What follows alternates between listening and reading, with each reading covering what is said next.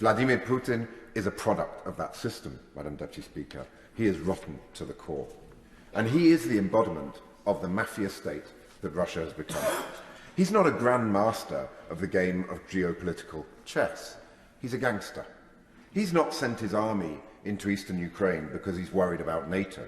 No, he's sent his soldiers into eastern Ukraine because he is frightened of democracy and he is terrified of freedom.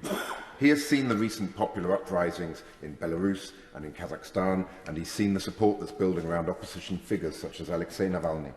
He knows that in Russia, when the revolution comes, it is swift and it is decisive. So let's be clear. The invasion of Ukraine has absolutely nothing to do with NATO or with some grand geopolitical strategy.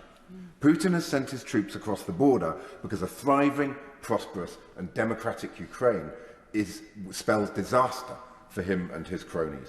And so they will do their utmost to destroy the hopes and aspirations of the Ukrainian people. Tragically, Madam Deputy Speaker, the international community has allowed Mr. Putin to get away with it for far too long. And I'm afraid that the sanctions that were announced by the Prime Minister yesterday show that we are still failing to respond with the strength that is required. Just 5 banks and 3 individuals were sanctioned, but none of the Russian banks that are of any real significance, for example, VTB, VEB, Alpha Bank or Sberbank, were included.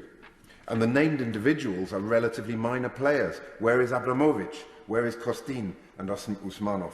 They should all be on that list. This was a slap on the wrist when far more hard-hitting measures were needed. But if we're to truly act with the robust moral authority that is required, we must get our own house in order.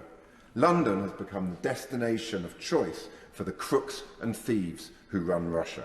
The cancelling of the Tier 1 visa scheme over the weekend was of course a welcome move, but the Home Secretary's refusal to publish the long ago completed report on the scheme is deeply troubling, as it's bound to give rise to suspicion that the government has something to hide. Madam Deputy Speaker, there are